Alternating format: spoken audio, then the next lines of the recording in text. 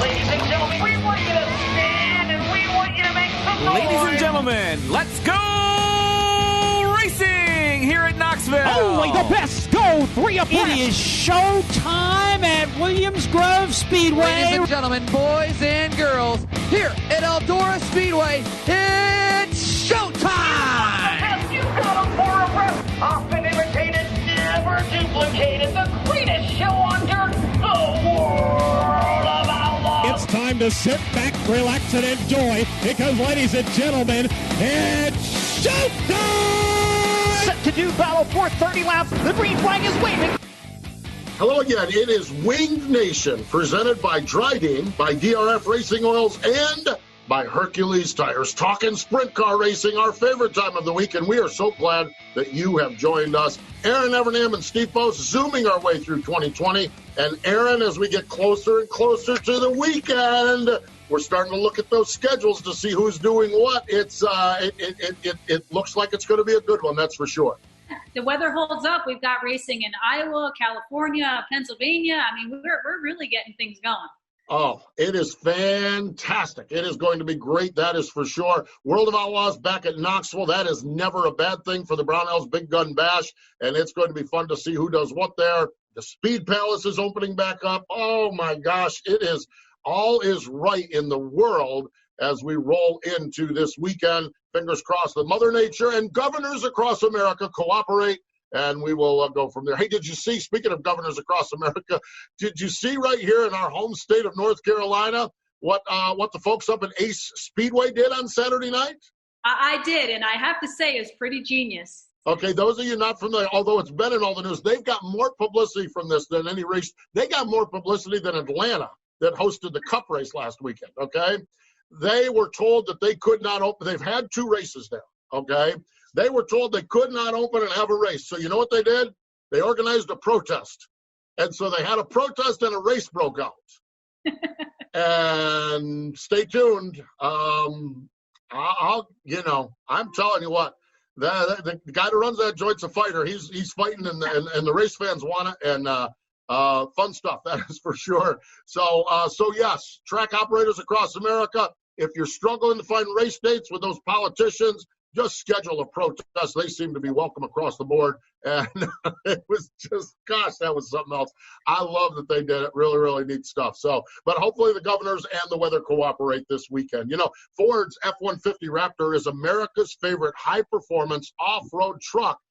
And unlike any of the 4-wheels you'll see out there today, be it on the road, on dirt tracks, on desert terrain, and everywhere in between. The Raptor's aluminum body is matched up with a 450 horsepower, 510 foot-pound high output twin turbo EcoBoost engine, resulting in unsurpassed power to weight ratio.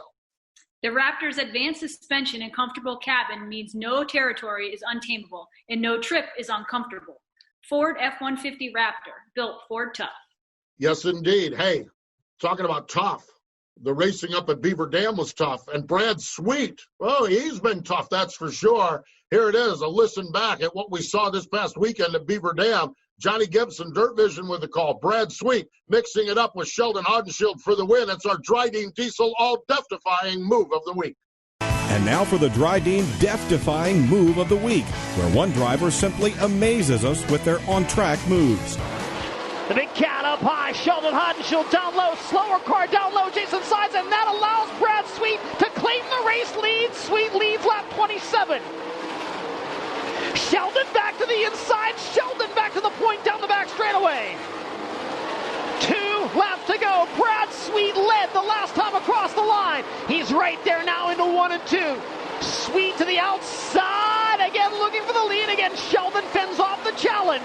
Into 3 and 4. They'll race to the white flag in heavy traffic, and Brad Sweet leads at the white flag.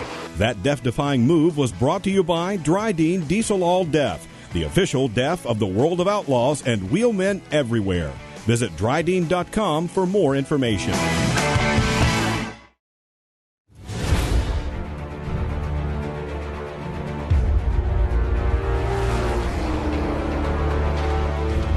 Pride. Passion. performance. We are. We are. We are Team Drydene.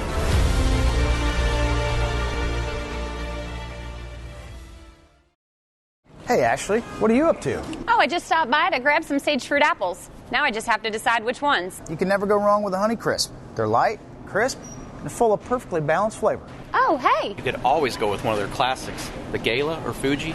They're both sweet and juicy. Grown in the heart of Eastern Washington, Sage Fruit Company works hard on the farm and with their retail partners to provide high-quality apples and pears to consumers all year long. Well, I couldn't decide which ones. Thanks for the help, guys. I'll race you to checkout. Welcome back. It is, oh, wait a minute.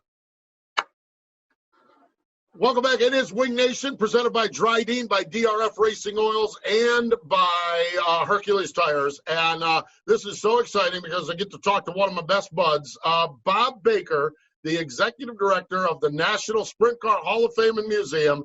Turn number 2 in Knoxville, Iowa, joins us via Zoom. Hello, Bob. Welcome into Wing Nation. Hi, Steve. Hi, Erin. How are you guys doing today?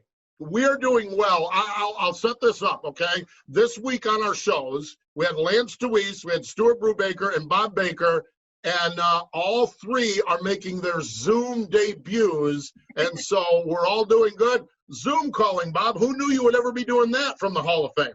I never knew I would know how to do Zoom, Steve. And you're doing it, and we see sprint cars in the back, and it's really, really exciting. Bob, first question, and we'll talk about what's going on at the Hall of Fame, but Knoxville obviously opened up on Saturday night. How normal, whatever that means, how good was it to have race cars going back around the oval there? It felt so good to have everybody here, the race fans, the teams, the drivers, everybody. It was like the Knoxville Nationals, Steve, only without as many people. Everybody was in such a great frame of mind. They're having a great time. They're so happy to be back at the racetrack, happy to be back in Knoxville, happy to be in the museum. Even the restaurants have come by here this morning in town and said, man, people were acting like they were at the Knoxville Nationals. They haven't been so happy in Knoxville since last summer in August. And I said, was business good? They said, oh my gosh, second only to the Nationals. So business was great for the museum. Business was great for the restaurants in town. Everybody seemed to have a good time. Yeah, we did have to take some temperatures with the thermometer, the digital thermometers, and we did do a couple of extra things, to make it easier for people with the elevator, getting up and down the elevator, and social distancing, and 10 people in a suite and 10 people outside the suite. So we had to do some different things to make it work. It took a few extra people and a little extra money, for the hand cleaner and all that kind of stuff, but it worked out fine. Wow, that's awesome. Bob, we keep in touch with that I'm on the board for the Hall of Fame, so I know a little bit about what's been going on at the Hall of Fame during this pandemic. And we had a call the other day, and you've been as busy as you ever have been. Unfortunately, we couldn't have visitors in, but there's certainly a lot going on there, isn't there? There sure is. We never would have thought being closed we would be nearly as busy as we are. But everybody, we're very fortunate. We did have to lock the doors, but we were all able to come in, and we got a lot of work done. Just here inside the museum, we've got 8 of Greg Hodnett's race cars on display and 80 pieces of memorabilia from Greg's career. Along with right now, we have 10 Knoxville National winning cars on display, and we've got 2 more that are coming before this year's National. So we're real excited. The inside of the museum has really been revamped. Bill Wright's done a great job with everything inside the museum. And believe it or not, just like you said, I think it was people were stuck at home and they just wanted to get on their computers or their phones. We were on the computers and the phones and answering emails and making sure we didn't lose any of the grant money or the PPP money or anything that we could be had for a nonprofit with our museum the whole time we were here. So we were very fortunate. We did qualify for some of the government grants for nonprofits for a PPP. So that allowed us to have some extra money to be able to keep everybody that was here paid and to keep things going. So we feel very fortunate. We were able to qualify for some of those grants, keep the museum going, and keep the work going moving forward. We didn't want to come back in May and still have to put, the Greg Hodnett exhibit together and all the Knoxville National winning cars and do that. We never would have got all that done by the time we were open if we weren't working behind the scenes. So it was time well spent. Boy, that sounds like it. Let's talk a little bit about that. A tribute to a champion this year is Greg Hodnett. Of course, we lost Greg a couple of years ago, but sounds like you guys have put together a pretty good display documenting not only the sprint car champion we know, but even his early years as he was getting started there in the Memphis area. Yeah, I'm just going to zoom back a little bit here, and I don't know how I can get this in. It's a torsion tube tester that Greg developed.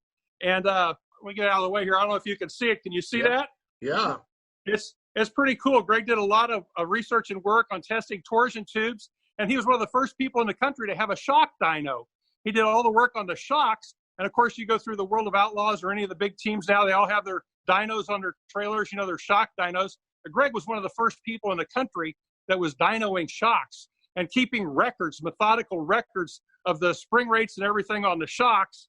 And so he was way ahead of his time. We've got a lot of his equipment that he did testing with and photos of the shock sensors that were on the race car and the computers that were on board with him when he did his testing and all the records that he kept. He was very methodical. He was an engineer, and he had an engineering degree, so he did a really good job of bookkeeping and work. If we did nothing but showed the work that he did and the facts and statistics that he kept on the racetracks, we could fill probably the cabinet that we have here that's full of his memorabilia. It's unbelievable, the records he kept. Oh, wow. That's amazing. Hey, I'm having a little – there we go. I lost you guys for a second. Just a little difficulty with the Zoom. I have no idea what happened, but you're back. Thank goodness. See, Bob, you're new to it, and I'm somewhat of a professional now. We've been doing this for months, and I still make mistakes with the Zoom. But going back to the tribute to the Salute to Champions tribute that you do, every one of them has been different. I know, working with you, that finding the cars and communicating with the people, getting the cars from the museum, setting up the display.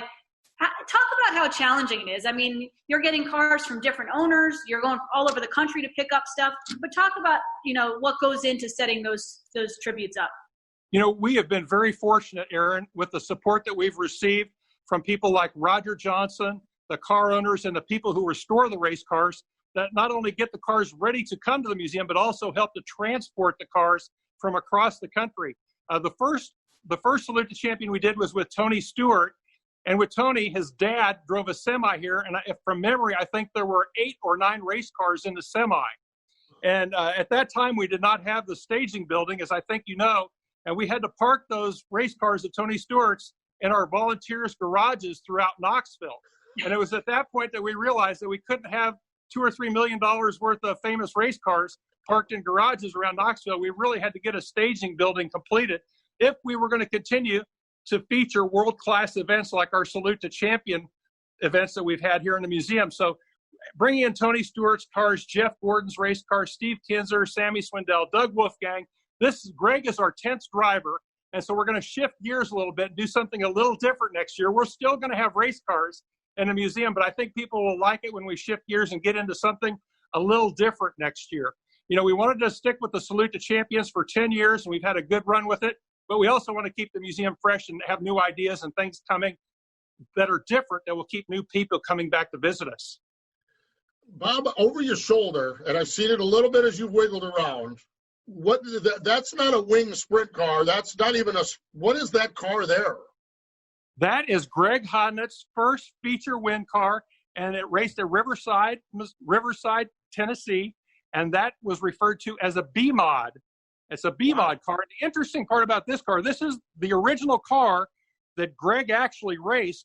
And believe it or not, the man who did the lettering on that race car, I'm not a very good camera guy, but there you go. The man who did the lettering on Greg's first race car is still alive, and he did the lettering on this car. When they redid it, brought it all back to its original shape, color, and everything, he redid all hand-lettered, which is not done anymore. So it's really unique in that it's Greg's first feature win car, a B-Mod car. Also, that it's original and lettered by the original sign painter who painted it back in the day in 1986. Wow. That's cool. That is really neat. I can't wait to get out there and see it. Being the engineering nerd that I am, this might be one of my favorite displays yet. Bob, I'm hesitant to ask. I know we talked a little bit about this on our board meeting call the other day, but as far as the Knoxville Nationals go, are you selling tickets? Are we moving forward? Are we not talking about it, crossing our fingers? How does it look for August? Well, to be honest with you, we're not selling tickets at the Hall of Fame because we're sold out. We've sold all of our second floor tickets. All of our museum suites are full. What's going on in Iowa is a decision will be made on July the 1st by the Marion County Fair Board, whether or not we will be able to hold this year's Knoxville Nationals. Over half the grandstand tickets have been sold. And as you know, this will be the 60th annual Knoxville Nationals. So everybody, the fair board, Kendra, John McCoy, everybody's working hard to get this race in. But we're at the mercy of the state and how many people they will allow us to put in the grandstand. So what's going on behind the scenes is on June the 15th, the Iowa State Fair will make a decision on what they're going to do as far as holding or not holding an Iowa State Fair. After that, the fair board will get together, and then they will make an announcement on July 1st what their decision is for this year's Knoxville Nationals. So we're kind of on hold, but the racetrack is still selling tickets.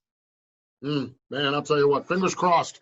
Fingers crossed that works out well. Now, you guys, normally the induction ceremony is in early June, but the induction ceremony this year, that's coming up, what is that, August, first weekend of August? Exactly. Saturday, August 1st will be our 31st annual National Sprint Car Hall of Fame induction banquet. We're very excited. All of the living inductees are going to be with us. They're being inducted this year. We're very excited for Don Lamberti, who, as you know, is one of the cornerstones, one of the original board of director members here, has helped us with so much through the years, not only financially, but also for guidance. He's the go-to guy for us at the Hall of Fame. If there's something we have a business question on or something we just need to ask and talk about something, Don's always there for us. It's great to have somebody with his perspective and his knowledge and experience right on the phone just to be able to help us. And plus, Don still comes to the races every Saturday night. So, tell you what kind of a guy Don is. I came into my office during the races Saturday night, and there's a big Winston 500 from Talladega flag. They used to have those flags at all the NASCAR races, This was signed by all the drivers. I believe it was the 1987 Winston 500, and it was framed, and Don was the head starter, the master starter for that race. He donated that to our online auction that we're going to hold this year. So Don is always thinking about us. He sure is, and we definitely at the Hall of Fame appreciate all his support. Bob, how are things going with the Corvette sweepstakes? We're doing a Win a Z51 Corvette again this year. We did one last year. It was a Z06 last year. It went very well, and we're about $5,000 away from being where we were last year when we gave the Corvette away last year. So we're way ahead as far as donations on this Corvette. And thank you for asking, because one of the key things on this Corvette is they're still building it. So it's going to be pretty fresh when we get it here in a few weeks. As you know, the factories have been closed, but we were assured that we're going to have a Corvette to give away on August 15th. And all people have to do is go to winaz51corvette.com, and they can register and enter and make donations right on their phone. It's really easy. There's lots of pictures of the Corvette. It talks about how the money helps, the donations help to keep the Hall of Fame open year-round. It's been a great fundraiser for us, and we're already looking ahead to 2021 on the next Corvette that we can do. But this one we're pretty excited because we're going to surpass what we did all year last year here in just a couple of days. Yeah. Wow, that is good news. That is great. That is fantastic for sure. Well, Bob, I'm telling you, I know there's so much else going on out there, but the clock on the wall says we need to kind of wrap this up. But I see, okay, well, what do we got there? One more Greg Hodnett card before you leave. Look at that. Oh my gosh, that display.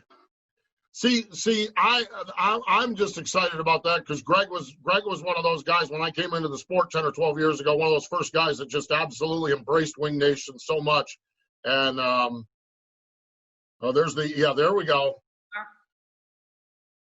Yep, there's the Apple Chevrolet car. Oh, gosh, I'm going to slow so you can get a good look at a few of them. Yep, the Al Hamilton. Man, that is Pennsylvania history right there, just with those two cars alone. Well, there you go, the Klein car. Wow. That's just the beginning, Steve. Oh my gosh, we got to get there. Those of you listening, okay, you're missing it. You need to go watch it. You can watch it on Wing Nation because Bob has given us a little video tour of those race cars. So you need to watch. Some shows are listen only, or listen is fine. This is one of those you're going to need to go back and watch. That's for sure. Bob, I'm telling you, it's always a pleasure to chat with you. We appreciate the friendship, partnership that we have with Wing Nation, and we wish you continued success with all you have going on out there at the museum. Thank you, Steve, and thank you, Erin. We look forward to seeing you guys and everybody here in August, hopefully for the 60th Annual Knoxville Nationals. Fingers crossed. Fingers crossed. The toes crossed, too. There we go. We'll do that, too. Bob Baker joining us from the Sprint Car Hall of Fame. Thanks, Bob. Thank you, guys.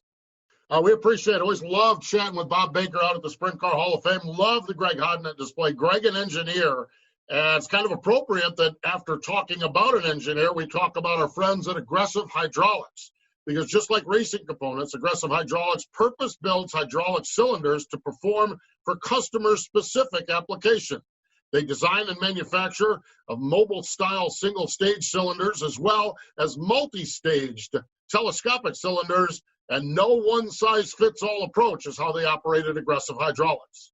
It is, and they have hydraulic solutions for virtually every industry that uses hydraulic cylinders. They proudly design and manufacture all cylinders in the United States. You can check out a video of their story at aggressivehydraulics.com. They're a proud sponsor of Ryan Newman at the Chili Bowl and his short track racing. I was on their website a week or two ago, and I looked, and we talk about every industry that uses hydraulic cylinders. Yeah. Oh my gosh, they could scroll down your industry, and you scroll down, and it's like, oh my gosh, it's amazing. It really, truly is. So we appreciate the partnership and the friendship with everybody at Aggressive Hydraulics. Stay with us. More Wing Nation in just a moment.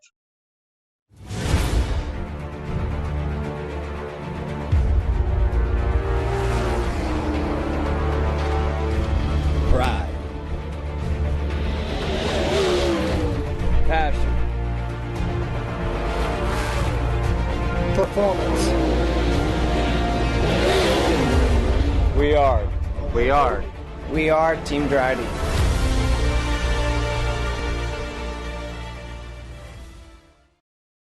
Power isn't born. It's built over time. For over 65 years, Hercules Tires has been providing the muscle to move more drivers. Whatever the vehicle, whatever the terrain. And we back it with a powerful protection plan. So wherever the road or the trail takes you, we have the selection, value, and strength to get you there.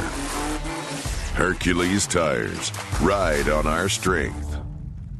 Wing Nation presented by Drydene, by DRF Racing Oils, and by Hercules Tires rolling along, setting up a big, big weekend, Erin. I'm so excited about this. World of Outlaws at Knoxville, the Brownells Big Gun Bash. This one's going to be fun to see who's got their hot rods dialed up and ready to go out at Knoxville for 2 nights of racing. It really is. This has always been traditionally a weekend where people are, it's a preview to the Knoxville Nationals. It's a test session for the Nationals.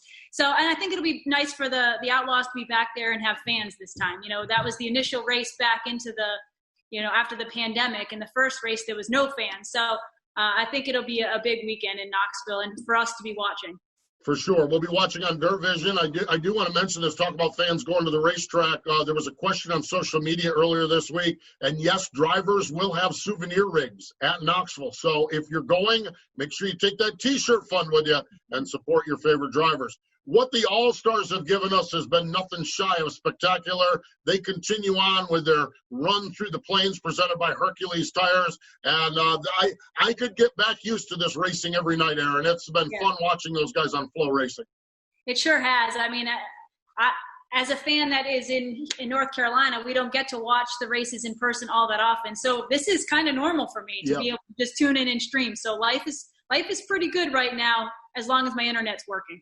Yeah, I was thinking that too. We're kind of in a different situation. A lot of people listening to this show or watching this show are fans that get to attend regularly, and I know that some of you guys and gals are struggling, with limited fans or no fans in the stands. For Erin and I and Ashley and those of us that kind of cover what we do, this is kind of normal. So the pay-per-view is where we spend most of our time, although I'm working on a few sprint car weekends coming up here soon now that I know where I'm going. And speaking of knowing where I'm going, if I'm planning a sprint car weekend and they're racing at the Speed Palace, I will likely try to duck in there.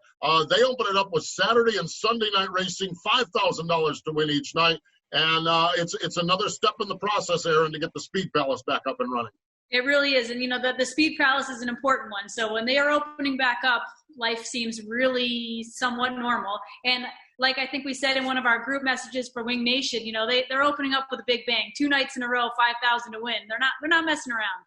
No, they're not. They're slinging it right out there, that is for sure. Our friends at the ASCS, they've got a number of regional races coming up this weekend. The Frontier region on Friday night, they're at Black Hills Speedway in Rapid City, South Dakota. Saturday night, Gillette Thunder Speedway in Gillette, Wyoming. Coming up on the Warrior region, Friday night at Lake Ozark Speedway in Eldon, Missouri. Saturday night, Legit Speedway Park in West Plains, Missouri. That is a co-sanction between the Warrior and the Mid-South region. And our friends at the ASCS, you can find out more at www.ascsracing.com. That's ascsracing.com. Can't wait for that national tour to fire back off. But that means our friend Harley White's going to have to keep fending off the challenge. She may be the point leader for the longest time in ASCS history right now. Yeah. It's pretty impressive, but she's got her things going together this year. We'll see. Maybe she can hold on. Maybe the boys chasing her don't want to get back to racing. Maybe they like this excuse of it because she is talented beyond belief. Really, really fun stuff. That is for sure. And going to be a fun show on Saturday. Wing Nation presented by Sage Fruit on MAV TV. We had some juggling of people when we were recording things. Okay, and this didn't work and that didn't work. And one thing that always works is when you get a chance to sit down and talk with Shane Carson. And, boy, I'm telling you, no better ambassador of the sport than our friend Shane Carson. No, he's a great guy. And I think we talked about Keith Kaufman on our show on Tuesday about being a legend and passion for the sport. Shane is absolutely one. If you're at the Knoxville Nationals, he sets up all those autograph sessions at the Hall of Fame. He is just a man with a big heart, an incredible career, and obviously a true passion for the sport. Certainly is. So we will share a conversation with Shane Carson coming up on Saturday on Wing Nation presented by Sage Fruit on MAV TV, 7:30 and 10:30 a.m. We appreciate Bob Baker for joining us here on the program. Follow along all of our social media channels as we'll be having fun all weekend long. But more important than all of that, we thank you for following along and listening to Wing Nation this week here on the Motor Racing Network on wingnation.com. This has been the Wing Nation Podcast. Find Wing Nation on wingnation.com, Facebook, YouTube, or your favorite podcast provider. The Wing Nation Podcast is a production of the Motor Racing Network. All rights reserved.